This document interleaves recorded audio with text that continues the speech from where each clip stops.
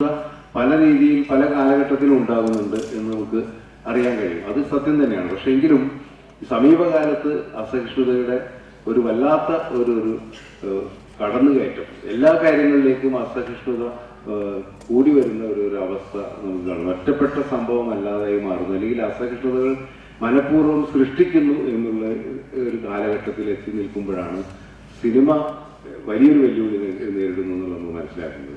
ഇപ്പോൾ സിനിമയുടെ ഏറ്റവും വലിയ വെല്ലുവിളി എന്ന് പറയുന്നത് സെൻസറാണ്. സെൻസർഷിപ്പ് എന്ന് പറയുന്ന വലിയൊരു വാളിന്റെ മുമ്പിലാണ് ഓരോ സിനിമകളും നിൽക്കുന്നത്. അപ്പോൾ സിനിമകൾ സെൻസർ ചെയ്യപ്പെടണോ വേണ്ടേ എന്നുള്ളത് നമ്മൾ ചർച്ച ചെയ്യേണ്ട മറ്റൊരു വിഷയമാണ്. അത് മാറ്റി നിർത്തിയാൽ ഇന്ത്യ പോലുള്ള ഒരു ബഹുസ്വര സമൂഹത്തിൽ ഒരുപക്ഷെ പൊതു ഇടത്തിൽ ഇതുപോലെ പ്രദർശിപ്പിക്കുമ്പോൾ ചിലപ്പോൾ സെൻസറിങ് വേണ്ടി വന്നേക്കാം എന്നുള്ള ആ സെൻസർഷിപ്പ് ഉണ്ടായ കാലം മുതലുള്ള ഒരു തീരുമാനത്തെ അംഗീകരിക്കുമ്പോൾ തന്നെ ആരാണ് ഇത് സെൻസർ ചെയ്യുന്നത്, എന്താണ് അവർ മാനദണ്ഡമാക്കുന്നത് എന്നുള്ളത് വളരെ പ്രധാനപ്പെട്ട കാര്യമാണ്.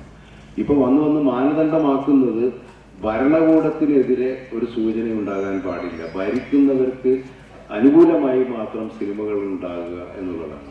അതല്ലാതെ ഈ സിസ്റ്റത്തിനെ ചോദ്യം ചെയ്യുന്നതോ അതല്ലെങ്കിൽ ഇന്ത്യയിൽ നടക്കുന്ന ഏതെങ്കിലും രീതിയിലുള്ള അരാഷ്ട്രീയതയോ അല്ലെങ്കിൽ അതുപോലുള്ള അരാജകത്വത്തെയോ അഡ്രസ്സ് ചെയ്യുന്ന ഒരു സിനിമയെ അവരൊരിക്കലും അംഗീകരിക്കുന്നില്ല.